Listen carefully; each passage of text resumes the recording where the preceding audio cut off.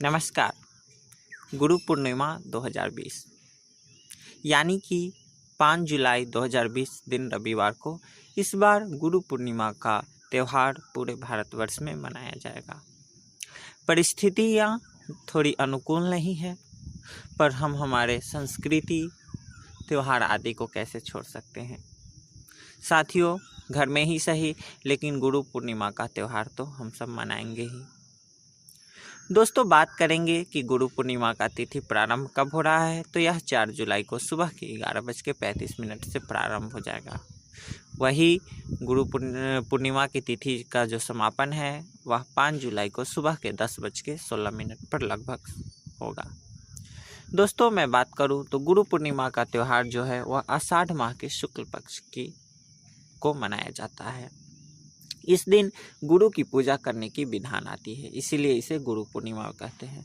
शास्त्रों में इसे व्यास जयंती के नाम से भी जाना जाता है, जो कि आगे हम चर्चा करेंगे। तो ये व्यास पूर्णिमा के नाम से भी जाना जाता है। साधारण भाषा में गुरु वह व्यक्ति है जो ज्ञान की गंगा बहाते हैं और हमें अंधकार से प्रकाश की ओर ले जाते हैं। पूरे भारत में यह पर्व बड़ी ही श्रद्धा भक्ति के साथ मनाई जाती है। दोस्तों, गुरु ज्ञान का प्रतीक है, इसलिए हमें गुरु की पूजा करनी चाहिए। आपको बताऊं, आषाढ़ माह जो है उसमें गुरु की पूजा का विधान आता है, इसलिए आषाढ़ माह के शुक्ल पक्ष को गुरु पूर्णिमा का त्यौहार भी मनाया जाता है। गुरु पूजा और श्री व्यास पूजा के लिए पूर्णिमा तिथि को सूर्योदय के बाद 3 मुहूर्त तक व्याप्त होना आवश्यक बताया गया है। यह पूर्णिमा तिथि 3 मुहूर्त से कम हो तो यह पर्व पहले दिन मनाया जाएगा। बताऊं आपको, इस दिन प्रातःकाल स्नान आदि से निवृत्त होकर के नित्य कर्म करके उत्तम शुद्ध सफ़ेद या पीला वस्त्र धारण करना चाहिए। केसर का तिलक लगाना चाहिए। फिर व्यास जी के चित्र को सुगंधित फूल या माला चढ़ाकर अपने गुरु के पास जाना चाहिए। दोस्तों, इस दिन आप स्नान में 1 चुटकी हल्दी पाउडर डाल करके स्नान कर सकते हैं, इससे आपका गुरुग्रह मजबूत होगा।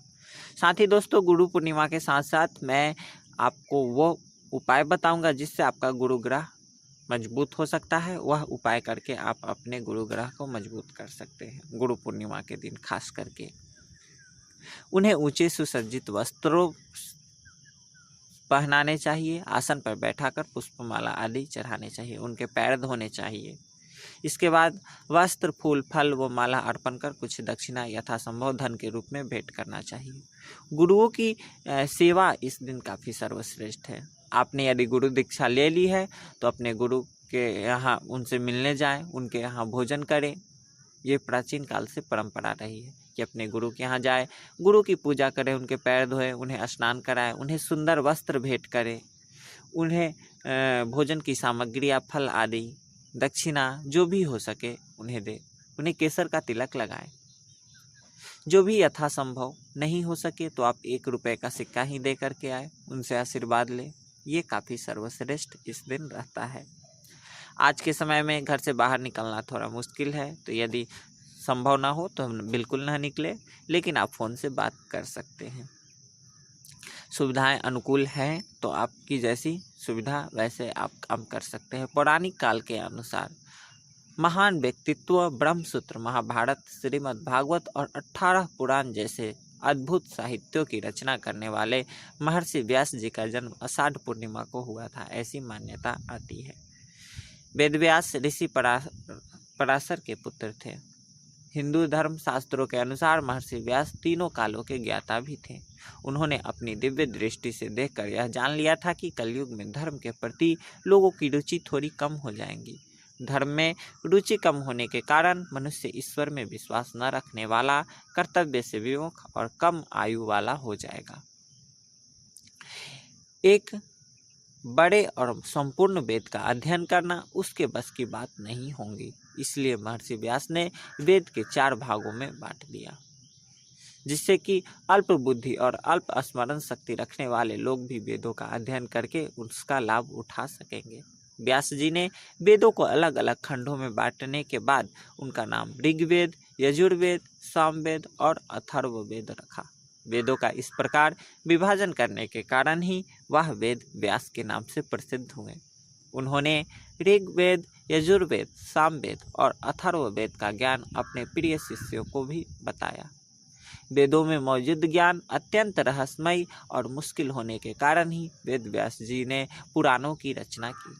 पांचवें वेद के रूप में, जिसमें वेद के ज्ञान को रोचक किस्से कहानियों के रूप में समझाया गया। पुराणों का ज्ञान उन्होंने अपने शिष्य को दिया। व्यास जी के शिष्यों ने अपनी बुद्धि बल के अनुसार उन वेदों को अनेक शाखाओं और उपशाखाओं में बांट दिया। महर्षि व्यास ने महाभारत की रचना भी की थी। वे हमारे आदि गुरु माने जाते हैं। विश्व गुरु के रूप में महर्षि वेद व्यास की पूजा की जाती है। गुरु पूर्णिमा का यह प्रसिद्ध त्यौहार व्यास जी की जयंती के रूप में मनाया जाता है, इसलिए इस पर्व को व्यास पूर्णिमा भी कहते हैं। हमें अपने गुरुओं को व्यास जी का अंश मानकर उनकी पूजा करनी चाहिए। इन दिन केवल गुरु की ही नहीं अपितु परिवार में जो भी बड़ा है अर्थात माता पिता भाई बहन आदि को भी गुरु तुल्य ही समझना चाहिए। शास्त्रों में वर्णित है दोस्तों कि जो अपने से बड़ों का सम्मान करते हैं उनका गुरु ग्रह अपने आप मजबूत हो जाता है। तो ऐसे में इन दिन बड़ों की तो सम्मान करना ही चाहिए। गुरु की कृपा से ही विद्यार्थी को विद्या आती है, उसके अज्ञान का अंधकार दूर हो जाता है। गुरु का आशीर्वाद ही प्राणी मात्र के लिए कल्याणकारी, ज्ञानवर्धक और मंगल करने वाला होता है। यदि बेहतर परामर्श की आवश्यकता हो तो वह एक गुरु ही दे सकता है। संसार की संपूर्ण विद्याएं एवं गुरु की कृपा से ही प्राप्त हो सकती है। गुरु से मंत्र प्राप्त करने के लिए यह दिन सर्वश्रेष्ठ होता है। जो लोग इस दिन दीक्षा प्राप्त करने चाहते हैं वो अपने गुरु से अवश्य प्राप्त करें। इस दिन गुरुजनों की यथासंभव सेवा करने का बहुत महत्व बताया गया है, इसलिए इस पर्व को श्रद्धापूर्वक जरूर मनाना चाहिए। दोस्तों, इस दिन आप गाय को पीली वस्तु भेंट कर सकते हैं, अर्थात उन्हें पीला मिठाई खिला सकते हैं, गुड़ चने खिला सकते हैं, पीला कोई भी पदार्थ, आप केला भी खिला सकते हैं उन्हें। 1 दर्जन केला खिलाए, इससे काफ़ी अच्छा रहे। खास करके आपको देसी गाय मिल जाए उसे खिलाए और उसके जो पीठ पे खूर होता है उसको आप स्पर्श करें, उससे गुरु ग्रह मजबूत होता है। उसे सहलाना चाहिए। दोस्तों, इस दिन केसर का तिलक लगाना चाहिए, इससे गुरु ग्रह मजबूत होता है। दोस्तों, इस दिन मंदिर में जाकर के श्रम दान करने चाहिए। इस दिन आपको भगवत दर्शन करनी चाहिए। मंदिर में नित्य प्रति जाने से, श्रम दान आदि करने से भी गुरु ग्रह मजबूत होता है।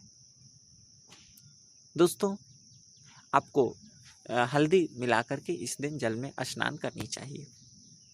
दिन भर मन ही मन ओम गुरुवे नमः, ओम गुरुभ्यो नमः, या फिर आप ओम गुरु ब्रह्मा गुरु विष्णु गुरुदेवो महेश्वरा गुरु साक्षात परम ब्रह्मा तस्मै श्री गुरुवे नमः, इस मंत्र का यथासंभव जप कर सकते हैं।